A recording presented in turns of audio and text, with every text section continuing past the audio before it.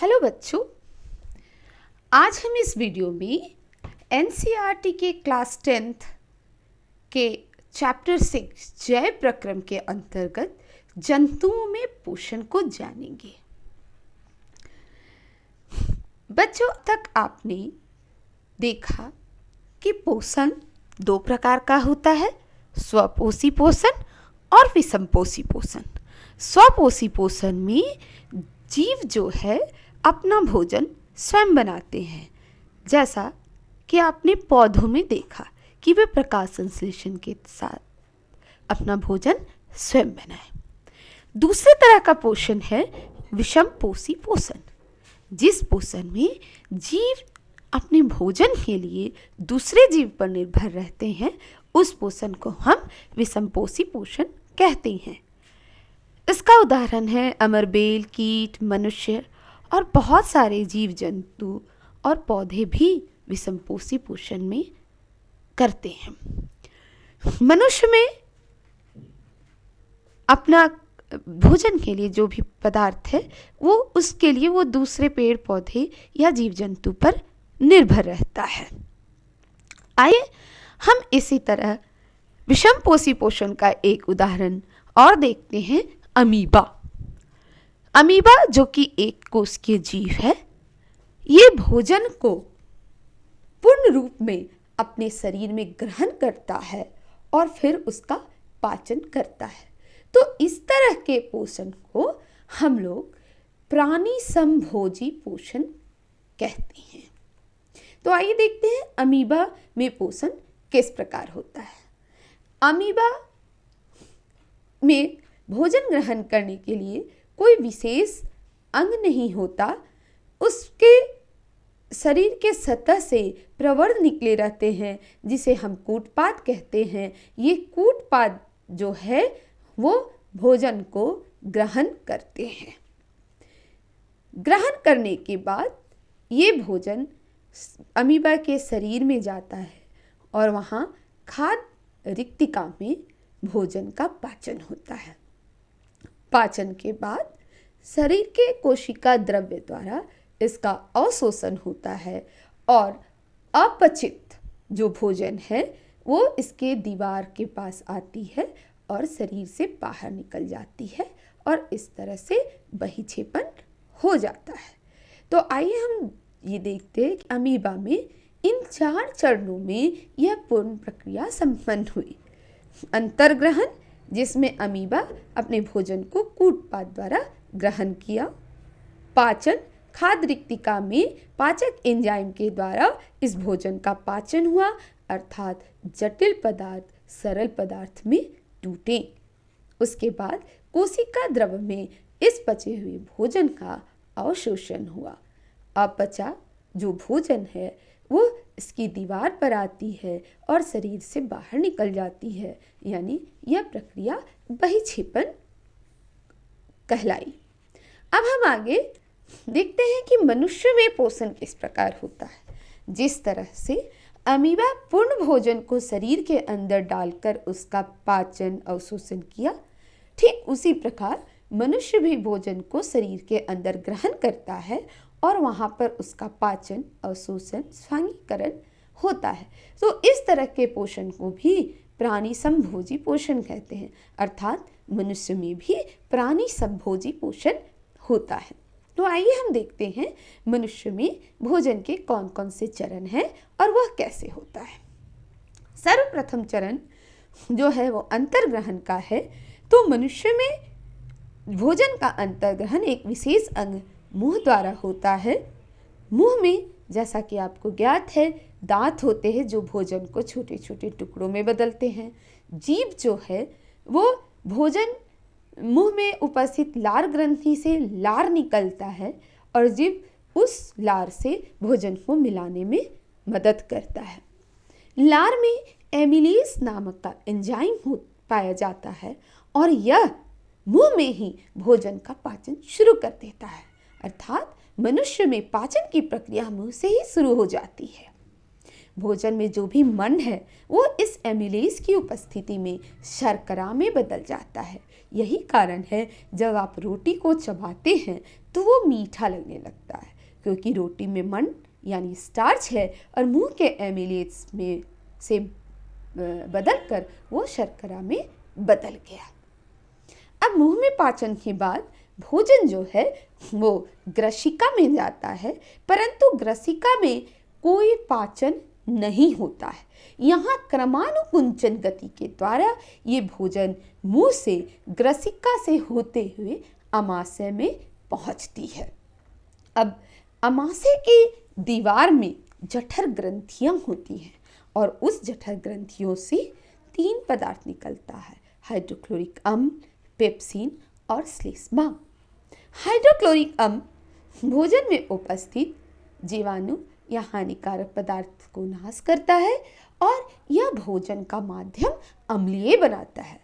अर्थात हम कह सकते हैं कि अमाशय में हमारा भोजन अम्लीय माध्यम में होता है। ये अम्लीय माध्यम जो पेप्सिन, जो प्रोटीन के पाचन करने वाला एंजाइम है, वो पेप्सिन को सक्रिय बनाता है, क्योंकि यह पेप्सिनोजेन के रूप में जठर ग्रंथियों से निकलता है जो अक्रिय होता है। लेकिन जैसे ही इसको हाइड्रोक्लोरिक यानी अम्लीय माध्यम मिलता है, ये क्रियाशील पेप्सिन में बदल जाता है। अब एक तीसरा चीज श्लेष्मा। श्लेष्मा जो जठर ग्रंथि से निकलती है, ये क्या करता है कि ये अमाशय के आंतरिक दीवार में एक अस्तर का काम करता है, जिससे कि इस अम्ल का प्रभाव अमाशय की दीवार पर न पड़े। सिर्फ अम्ल ही नहीं बल्कि पेप्सिन का भी प्रभाव अमाशय की दीवार पर नहीं पड़े। इसी हाइड्रोक्लोरिक अम्ल के कारण अम्लता की शिकायत होती है जब यह हाइड्रोक्लोरिक अम्ल का स्राव अधिक होता है, और अगर बहुत देर तक भूखे हैं, कुछ भोजन नहीं किया, तो ये फिर दीवार पर प्रभाव डालता है और अल्सर नाम की बीमारी भी हो सकती है। तो इस तरह से हम देखें कि अमाशय में हमारा प्रोटीन का आंशिक पाचन हुआ। अब यह भोजन अमाशय के बाद छोटी आंत में जाता है। छोटी आंत जो है, जिसे क्षुद्रांत भी कहते हैं, ये पूरे आहार नाल यानी पाचन जो तंत्र है उसका सबसे लंबा भाग है। ये बहुत कुंडलित के रूप में मौजूद है, और ये जो शाकाहारी जंतु हैं उनमें ये छोटी आंत की लंबाई और अधिक होती है, क्योंकि वहाँ सेल्यूलोज का पाचन करना होता है। लेकिन मांसाहारी जंतु जो हैं उनका क्षुद्रांत छोटा होता है। अब क्षुद्रांत में कार्बोहाइड्रेट, प्रोटीन और वसा तीनों का पूर्ण पाचन होता है। इस पूर्ण पाचन के लिए यहाँ क्षुद्रांत में यकृत से पित्त और अग्नाशय से अग्नाशयी एंजाइम आकर मिलता है। अग्नाशयी एंजाइम और पित्त जो है वो पित्त भोजन को क्षारीय बना देता है। ये पित्त जो है वो वसा की गोलिकाओं को छोटी गोलिकाओं में परिणत करता है। इस प्रक्रिया को हम वसा का इमल्सीकरण कहते हैं। यह छोटी गोलिकाओं में परिणत करने के बाद वसा को पाचन करने वाला एंजाइम अच्छी तरह से वसा का पाचन कर पाते हैं। यहाँ पर अग्नाशयी रस से अग्नाशयिक रस जो मिला, उसमें प्रोटीन के पाचन के लिए ट्रिप्सिन एंजाइम होता है, वसा के पाचन के लिए लाइपेज एंजाइम होता है।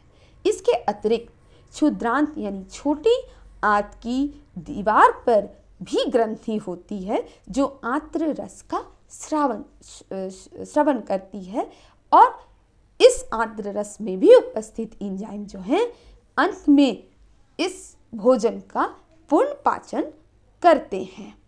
पूर्ण पाचन के फलस्वरूप जो भोजन में प्रोटीन है वो अमीनो अम्ल में बदलता है, कार्बोहाइड्रेट है वो ग्लूकोज में बदलता है, वसा अम्ल और ग्लिसरॉल में बदलता है।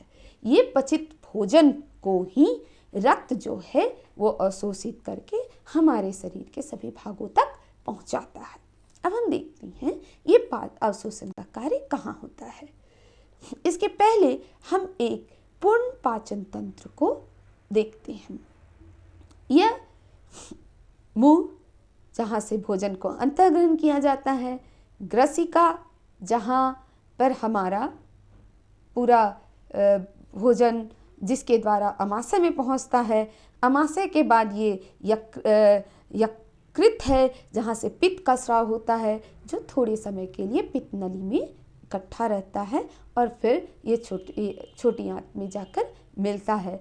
यहीं पर एक पत्ती जैसी संरचना है जिसे अग्नाशय कहते हैं, जिससे अग्नाशय रस का स्राव होता है और ये भी भोजन में हमारा मिलता है।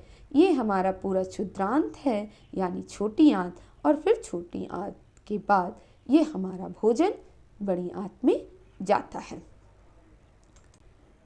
तो छोटी आंत में भोजन का अवशोषण भी होता है। छोटी आंत की दीवार पर ये अंगुली जैसे प्रवर्त यानी अंगुली जैसे निकले हुए जगह होते हैं, जो कि अवशोषण का सतही क्षेत्रफल बढ़ा देते हैं, जिससे जो रक्त नलिका ज़्यादा से ज़्यादा जो भोजन का अवशोषण कर सके। अब भोजन का अवशोषण हमारा छोटी आंत में हो गया। अब यह भोजन जो है हमारा बड़ी आंत में जाएगा और जिसे बृहदांत्र भी कहते हैं, और उस भोजन से भोजन का अवशोषण छोटी आंत में हुआ, परंतु उस भोजन में उपस्थित उपयोगी जल का अवशोषण बड़ी आंत में होता है। उसके बाद जो भी अपचित भोजन है उसे शरीर के बाहर गुदा द्वारा निकाल लिया जाता है, जिस प्रक्रिया को हम लोग बहिक्षेपण कहते हैं। तो इस प्रकार बच्चों आप लोगों ने देखा कि मनुष्य में पूरी जो पोषण जो की प्रक्रिया है वो किस प्रकार संपन्न होती है। ये 5 चरणों में संपन्न हुई।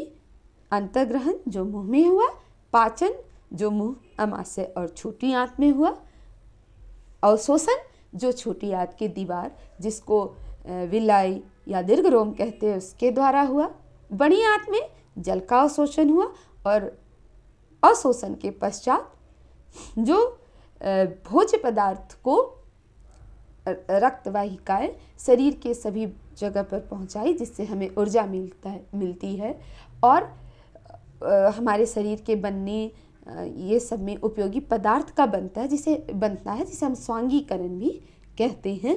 और उसके बाद अपचित भोजन जो है वो बहिक्षेपण की प्रक्रिया के द्वारा हमारे गुदा से शरीर के बाहर निकाल दिया जाता है। तो बच्चों आशा है कि आपको ये पूरे जो जंतुओं में पोषण की प्रक्रिया अच्छी प्रकार से समझ आई होगी। और अगर आपको इस वीडियो के बारे में कुछ कहना है तो आप इसके कमेंट बॉक्स में जाकर आप कह सकते हैं। और अगर आपको ये पसंद आया तो आप इसे ज़रूर लाइक और शेयर करें। Thank you.